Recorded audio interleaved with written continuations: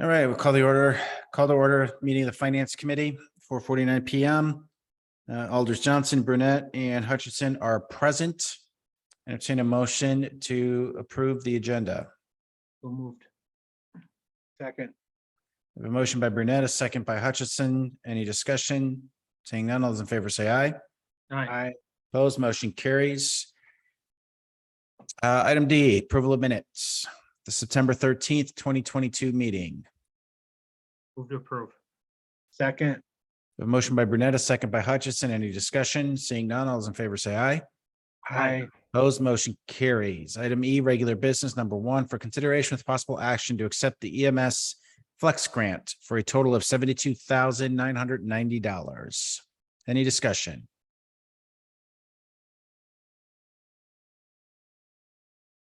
Move to approve. Second. We have a motion by Brunette, a second by Hutchinson. All those in favor say aye. Aye. Aye. Opposed, motion carries. Item 2, for consideration with possible action, the purchase of 4 Stryker powered load systems for a total of $97,800. Any discussion? Move to approve. Second. All right, we have a motion by Brunette, second by Hutchinson. All those in favor say aye. Aye.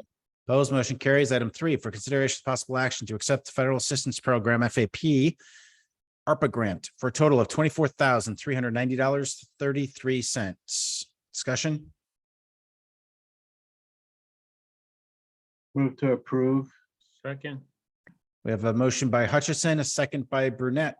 All those in favor say aye. Aye. Opposed, motion carries. Item 4, for consideration of possible action to accept the Hospital Emergency Readiness Coalition grant for a total of $24,582. Discussion. Move to approve. Second. We have a motion by Brunette, second by Hutchinson. All those in favor say aye. Aye. Opposed, motion carries. Item 5, for consideration of possible action, the purchase of a new canine dog and handler training for a total of $18,500. Discussion. Move to approve. Second. Man, I just love taking in money. Although this one's a purchase, but we have again a motion by Brunette, second by Hutchinson. Any discussion? Seeing none, all those in favor say aye. Aye. Opposed, motion carries. Item 6, for consideration possible action on 23-27 Capital Improvement Plan, CIP. I did have a conversation earlier today with Director Ellenbecker and Assistant Director Manley.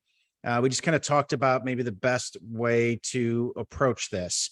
And what we decided on is that we would stay a little bit broader, more strategic tonight, looking at the plan as a whole.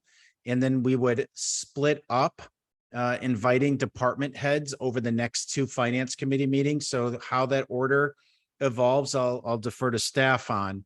But it's a lot to bite off in one meeting. And so we thought, hey, again, high level tonight. And then this way you're not making all the department heads sit through some very long meetings. And so again, we'll do probably, roughly split it in half, I guess, half department heads at the next finance meeting, the other half the following finance committee meeting. So looking at members of the finance committee, are you guys okay with that process? Yes. Yeah. Okay, so with that, maybe I would just open up discussion on this. Director Ellenbecker, if you want to provide some opening commentary. Yeah, again, thank you, Alder Johnson. We did talk and he did ask the question, and it is a little bit of different timing than we've done in the past. This was our plan for the last couple of years, to start bringing your CA capital improvement plan together with your budget so that you know what the needs are. If it's in the capital improvement plan, can we find a way to put it in our operating budget? If possible, that we would prefer that, especially if it's an operating type of expense.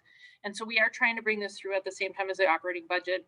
Last year we tried, it ended up being December, January before we started talking the CIP. So we are on the track again and trying to bring them together roughly the same time. So this is kind of new, so we can kind of work through it together. Other municipalities tend to bring in their capital improvement plan with their budget. So we have two meetings. We'll kind of go through all the line items. In the past, we historically have kind of focused in on more the next year's budget, the 2023 column, but we really should be looking at all. The report itself is probably a little shocking because it shows you all the expenses that are all the needs that the city has. We have actually been working with the departments to say if it's really not $5,000 or if it really says the word annual, we're trying to get them in their operating. We really try to get them back in. We're trying to put them into the operating budget. But expense may be there, but there might be some other funding sources. So that really you have to kind of look to the last page for the funding source. But kind of wanted to just let you know, those are the needs. What happens if there's something in that CIP that we feel that is really important, it should be maybe operational, that gives us time to try to find a way if it can get back into the operational budget. So that's why we're trying to bring them through at the same time. You know, if and when what happens, the budget comes around, we only can take certain items or really nothing, whatever. However, we move forward, we could still approve the operating budget, knowing that everything else that's left on their list, there's a chance after that is probably going to be the basis for the 2023 bonding. So Director Ellenbecker, in the past, our financial advisors have kind of given us a target that makes sense to hit. So that way we are paying off more than we are accruing. Do we have that number? I was just looking it up. It is something under 8 million again, and that's part of the reason for many, many years it's been level at about $8 million of principal for general levy borrowing. And part of that is over the years, you know, there were many years we didn't borrow more than we were paying off. And then anytime we would borrow more than that, in the last couple of years now, we have borrowed more than we're paid off. Our financial advisors, they would basically back end the principals to try to keep our debt flat. So over the last couple of years, we have intentionally tried to shorten up some things that maybe we're bonding for 20 years, but only had a 12-year useful life. I had been bringing it back into the 10-year. There was direction from the finance committee this past year for the 2022 borrowing is that if it had a useful life of 5 years or something shorter, we did shorten up the window in which we are borrowing. So you are going to see in the 2023 budget and some, you know, future years, you are going to see that the levy that's needed for debt is going to go up compared to the last couple of years, because again, our financial advisors in the past have been leveling it off for us. But for this year, I apologize. It's something under 8 million. I think it's like 7.8 million. I think that gets us close enough for this discussion. So that's the general levy supported. So that means, and correct me if I'm wrong, but the borrowing that is supported by other funding sources is exempt from that discussion. So we are looking at, when I'm looking at this subtotal of general levy borrowing right now, we are at just north 25.5 million roughly, and we got to get that down to 8. Is that right? That would be the expenses. And actually, if you would go to the very last page of the book of the CIP, and I don't have that page available, but I think the bonding request general levy request is backing off any revenue sources that we have, including wheel tax, anything that we have grant related, any other funding source. I think it's about a $19 million request. Not much better, but it is somewhat better than the 25 that you're seeing. Okay, so am I looking at the subtotal general levy major capital projects? I apologize. Let me see if I can get to the right page here. It should be on the top of the page. It should say funding source, but I will get there in a minute.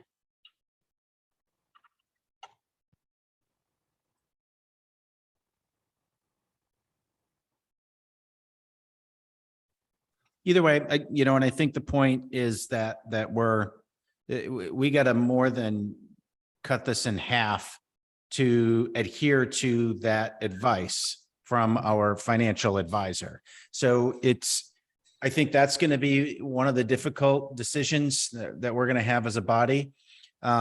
We have made, as Director Ellenbecker alluded to, some decisions in recent years to say, hey, look, if we're going to borrow for a police car and a police car has a 3-year life, we're going to take out a 3-year note, and we're not going to bond that for 10 years. Of course, when you do that, that means your repayment goes up, and then it requires more levy spending to do that, which has a direct impact on your mill rate. And the reason I want to bring that up is because, as you know, we're going through revaluations right now, and we are bound by a fund state policy called expenditure restraint, which does not allow you to exceed over a certain percentage year over year the amount that you're spending. And so by doing the revaluations right now, it will inherently drop your mill rate, which will give us a little bit more flexibility as it relates to expenditure restraint. And as a council, we're going to have to debate and discuss that. But when I look at some of these needs, I think we're going to have to go through some of this and decide what's truly a need versus a want. and then make some decisions about our willingness to absorb some of these expenses into our operating budget versus bonding, because we do have a unique opportunity in front of us this year to sort of make some of those decisions if the full council so chooses. So I just at least want us to be thinking about that in that context. Doesn't mean we have to do that, but I think it's important that as we're having this discussion that we understand what our options are, so that we can make informed decisions. Alder Johnson, again, I just kind of want to talk about that $8 million, and that was when Ellers, our financial advisors, recommended that. And that was for the goal, if you did not want your levy, the amount of money of your levy that's going toward debt to go up. That's why you would have to keep it at 8 million, knowing that would keep your mill rate flat on the debt side, is if you again not borrow more than you want to pay off. So that is where the $8 million has come from. The page number, in case you want to jump to that on our packet, is 729. There is a page called funding sources, and that will tell you if there's any other funding sources that we have identified at this point, whether special assessments or another partner putting in some money or operating budget or state aid or TIF. We were able to come up with some other funding sources, but then the net is going to be general levy borrowing. So it doesn't tell you which items. We can tell you behind the scenes in the system of which items relate to those. But again, the request was about 25 million, and you can see we have about $5 million of other funding that could reduce the general levy borrowing. Again, and then on the very bottom of the page, on this page, it actually tells you, it does, or bottom of page 729, it'll tell you that right now it rolls up. If we were to approve everything on this page, would be 19 million. Diana, would you be able to, and I understand you may not have this number today, but I think it would be very helpful for us for the next meeting. Part of doing the 5-year capital improvement plan, we made the decision to start doing this so that we can more accurately, forecast into the future what's going to happen when you're not only retiring debt, but what happens when you're closing TIDs.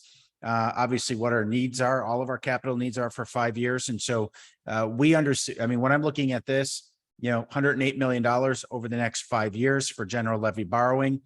I understand what you're saying. We have $8 million this year, but I think what would be really helpful for us is understanding what does that number look like every year for the next 5 years? Okay. Yes. Because we can make decisions, to forego half of this, right? And again, it's the needs versus wants, and we're going to have those debates. But if you're just forgoing maintenance from 1 year to the next, it doesn't go away, right? And so now 24 just grew by $10 million, and then you're going to make that decision again and forgo another 20 million into the next year. And I want to have my brain wrapped around, what our limits are for the next 5 years. I certainly have the amount that has already been borrowed and bonded, and we know what the payment schedule is. Of course, anything we would borrow, let's say in 2023, we would probably start paying principal in 25, 26, and 27. So we'll make some kind of assumptions when we talk. And it doesn't have to be accurate, right? I don't want you to spend a ton of time on it, but if we can get, let's say, within $1 million, I think it's just very, very helpful for us to understand what does the 5-year, sort of debt capacity look like for us relative to the volume of requests.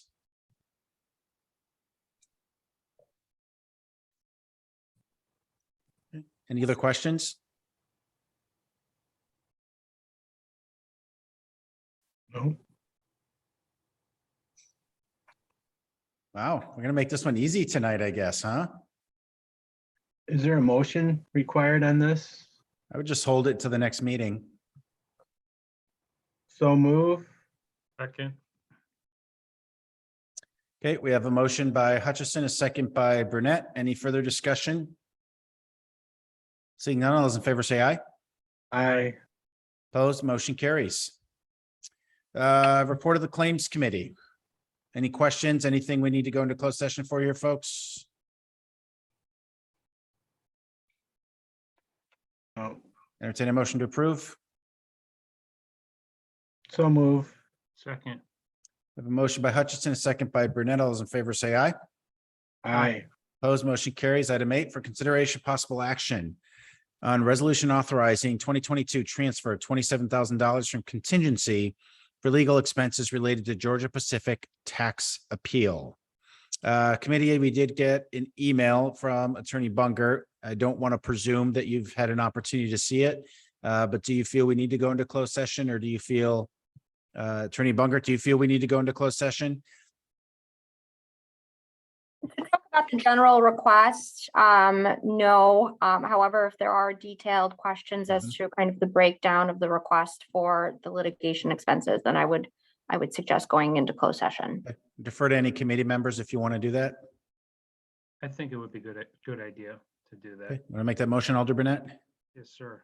Motion to go into closed session. I'll second.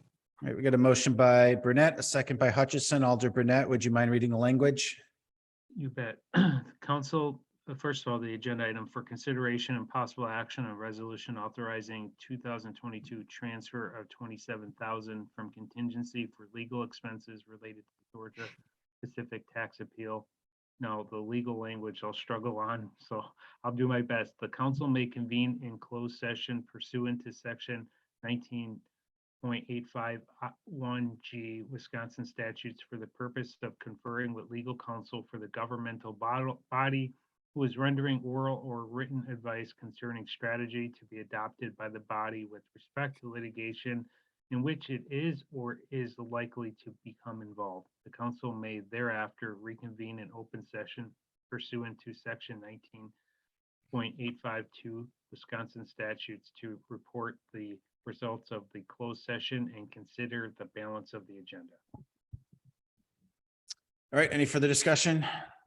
If not, all those in favor say aye. Aye. Aye. Opposed, motion carries. We are in closed session. All right, just entertain a motion to return to, well, let's let everybody get on here.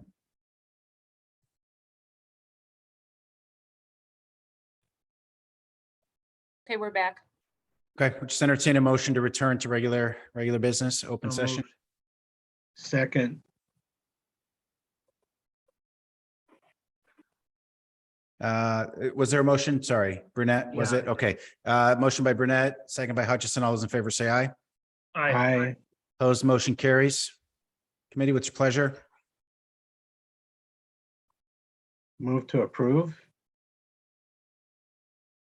Yeah, I mean, yeah, that would be Yep. my, I'll second. So we have a that. motion to basically authorize $27,000 from contingency for legal expenses related to Georgia Pacific tax appeal. So it's a motion by Hutchison, Alder Burnett, second. Yep.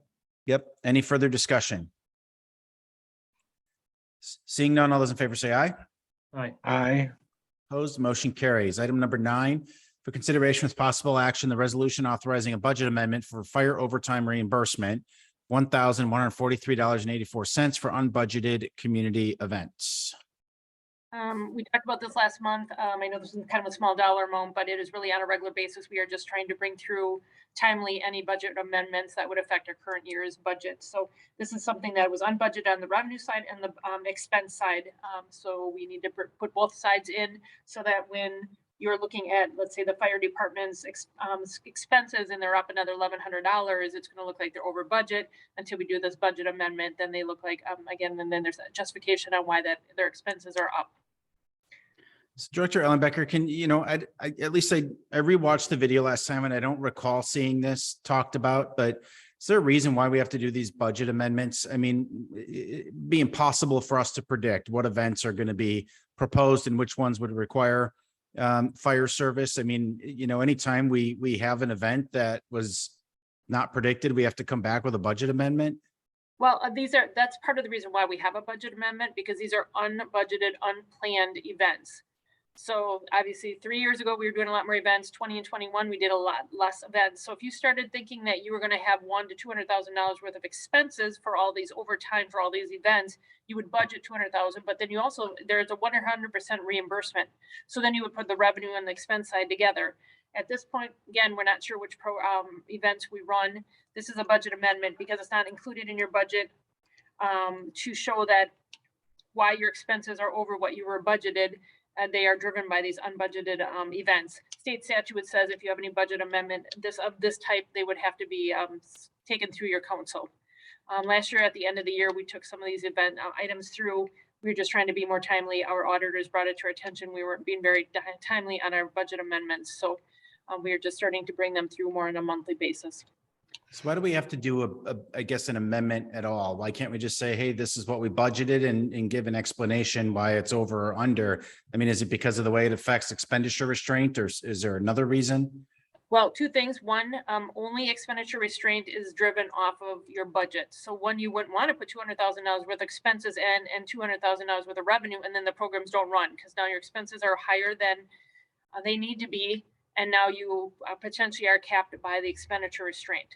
So that's one reason why you wouldn't want to put this item in. And then second, when you are looking at your budget comparisons year over year, this is a small one. It's only $1,100, but I think some years they could have as well as much as up to $100,000 or $200,000. That mostly is driven through overtime. So if you're looking at their budget, let's say fire is a bad example this year because their numbers are up. But if they have $1 million budget, if you have $1 million budget and all of a sudden next year they have 1.2 million, they might want to start using that as your base. Or you're trying to explain why they had $1.2 million worth of actuals and yet they only budgeted $1 million. It's really to show, it really wants to show you, again, these weren't budgeted, and it explains why their number is higher than what they had budgeted for. I don't know if that helps any. Pam just made a comment to me. She said, state statute requires you to be within your budget by function. And of course, function in this case would be public service safety. And then that is how we publish our public notice. So if we don't include them in your budget, then you have to do a state budget amendment. If you include them in a budget and they don't happen, you're going to look favorable to your budget. However, you may have now used up some expenditure restraint that you didn't need to use up. So do we do the opposite? And what I mean by that is I think police is usually required for events as well. So Arch Street decides to move to a different city. Do we come back with a budget amendment reducing the amount? Police does theirs is slightly different than the fire department. Fire department just doesn't budget for any of the miscellaneous. Police, instead of doing this, they budget about $100,000 for any possible miscellaneous events that they have. If and when they would ever go over that $100,000, then they would have to come back and do budget amendments. They just looked at historically how many they've done, how much they bill back. And so they make it a little easier on themselves, and they, like I said, put about roughly $100,000 for special events. Again, that's eating up expenditure restraint capacity. And if they don't end up running like in 20 or 21, they didn't run $100,000 worth of events. So they ran favorable both on the revenue and on the expense side because of that. You know, truly, as I'm saying out loud, I mean, they are not handling them the same way. So we could make a recommendation to handle them both the same way. One, we could put a certain amount in the budget for both of them, or we could, you know, have them both in or out of the budget. Okay, so just, I guess, as it relates to the item before us, committee, entertain a motion to approve. So move. We have a motion by second. Alder Hutchinson, second by Burnett. Any further discussion? Seeing none, those in favor say aye. Aye. Aye. Opposed, motion carries. Item 10 for consideration, possible action on a resolution authorizing 2022 transfer of $50,000 from contingency for postage expense. Hello. So I know this is a large expense, and so I just want to help walk it through. I tried to give you some detail in the report page, but just to start off, the budget for 2022 was $80,000. 2 years ago, when we had 2 elections, we hit $121,000. In 2018, when we had 4 elections, I apologize, 4 elections, or we hit almost $90,000. So for some reason, we understated and under budgeted the 2022 postage. Mostly that's driven by elections. And then there's a couple other reasons why we are running short this year. Again, 2020, over 56,000 of the $56,000 worth of postage was covered by an election grant. So we ended up moving the actuals out of the postage account and moved it to election posted, election grants. So part of the reason why the person who was budgeting for this account didn't take that into consideration for actual. So that was 2 years ago when we had 4 elections, 56,000 got moved out. So that they didn't notice that when they were projecting this account. Since in the last less than a year, we've had 2 more postage increases. So if you're mailing the same amount, you had a August 21 increase and you've had a July 22 postage increase. So if you're sending the same amount, the cost has gone up. And then the third item, which is a big item, is the revaluation. As you know, we just sent out 33,000 letters. And again, an oversight, there was no postage budgeted for the revaluation letters.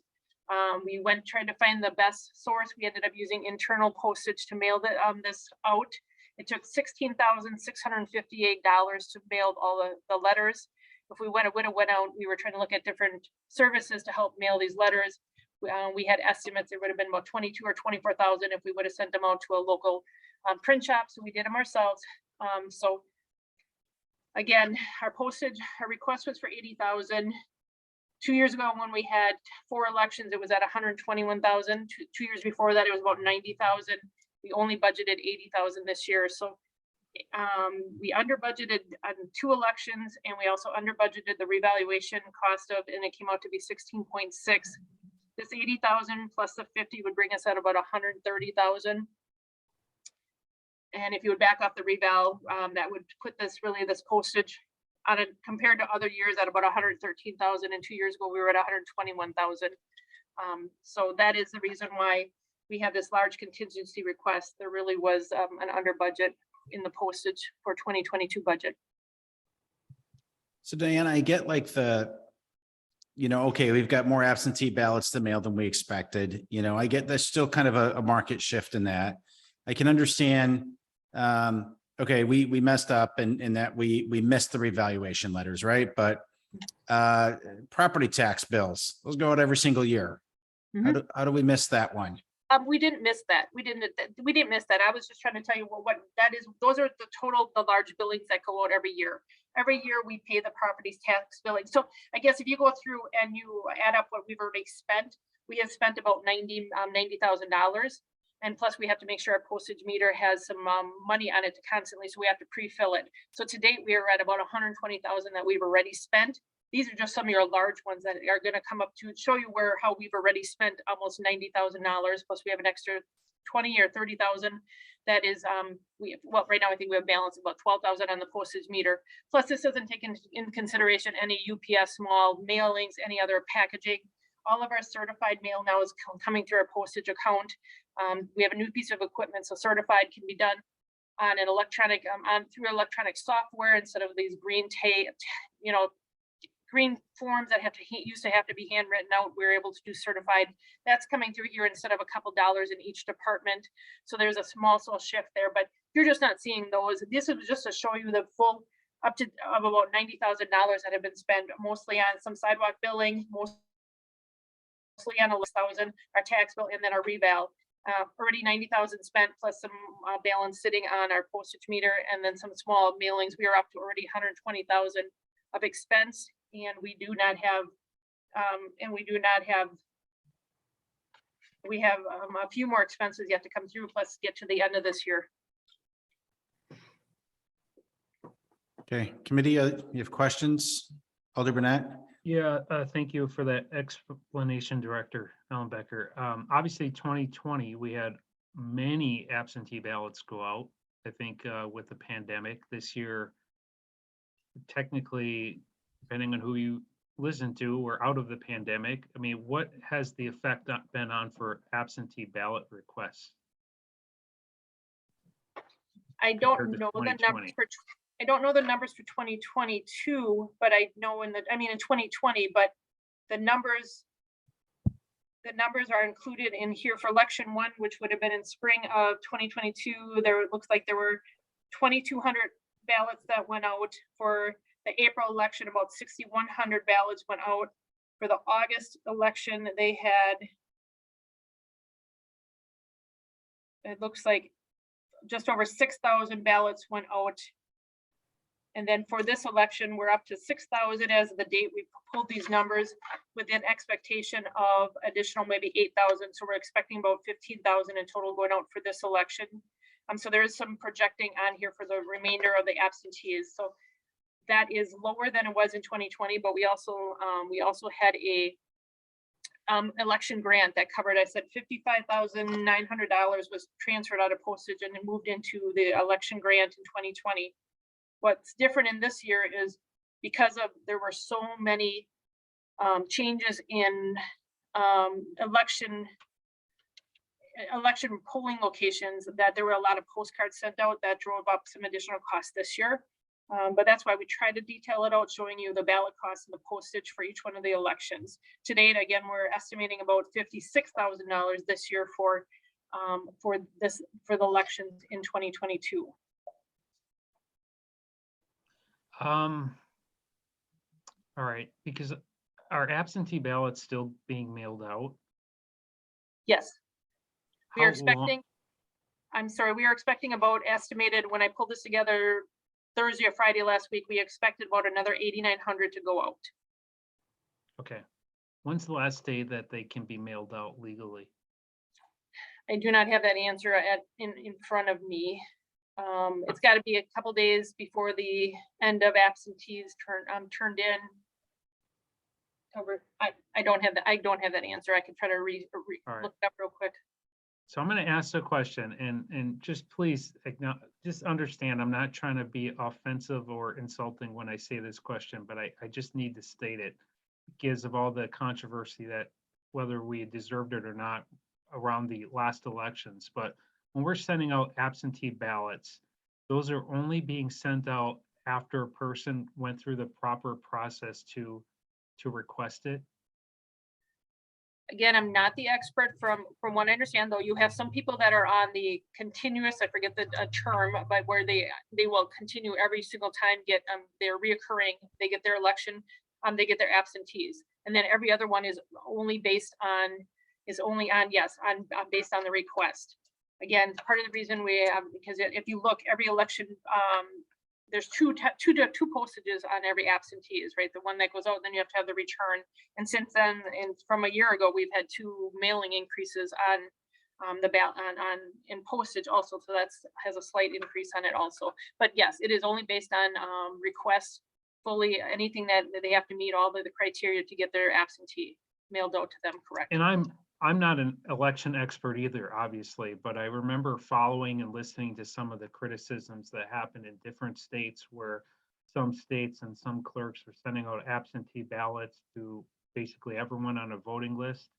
And I just want to make sure, and again, I don't know how to ask that without, accusing our staff of doing something completely improper, but I want to make sure that that's, for the public's sake, that's not what's happening here.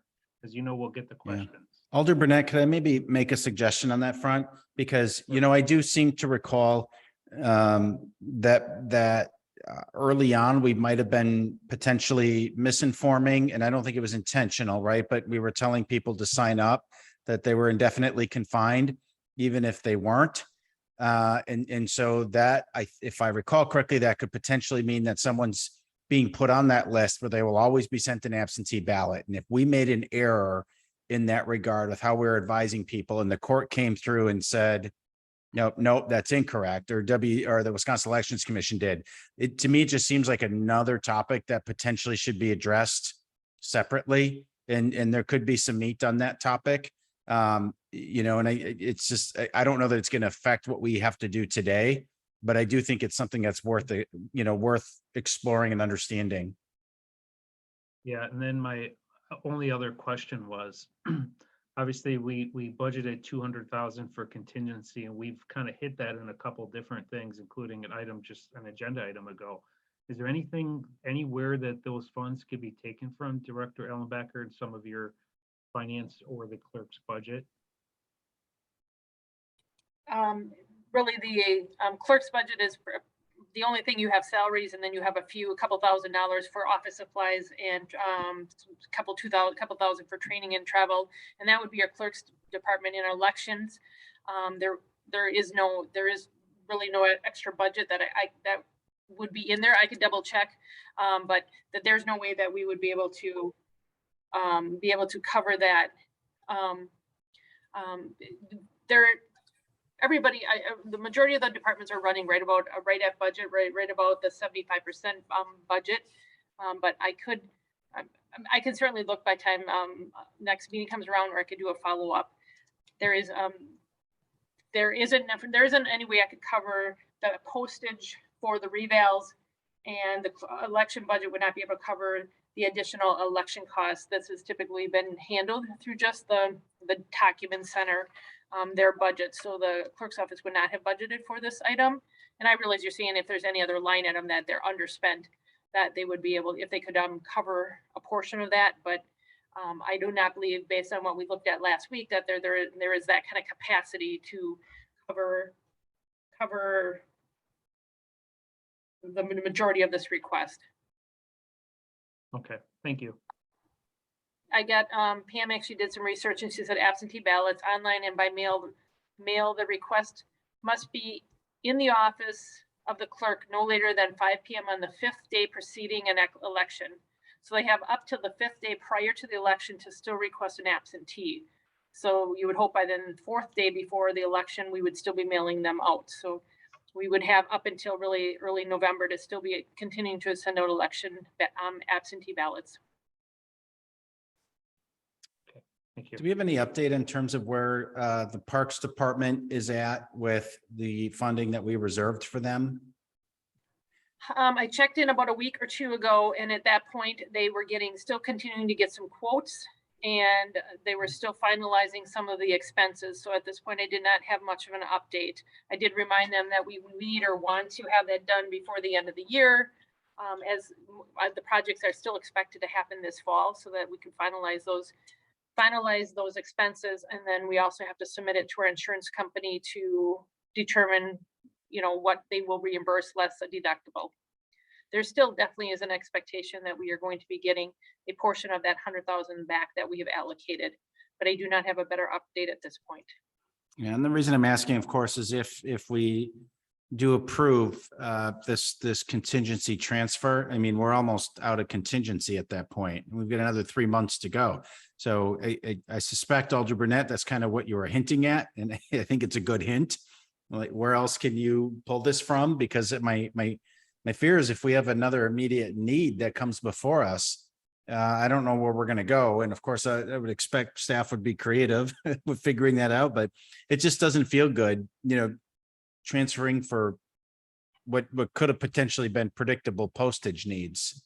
But it's the reality that we're looking at right now. Yeah, we went from 100, and we couldn't predict the storm damage, obviously. But we budgeted 100,000 to 200,000. We doubled it this last budget year, and we have 3 months left of the year, and we might pretty much exhaust almost everything. So yeah, it's a concern. Well, committee, what would you like to do? I don't know that we really have a choice. I'll Well, move to, go ahead. go ahead. No, go ahead. I was going to move to approve and then get it to council.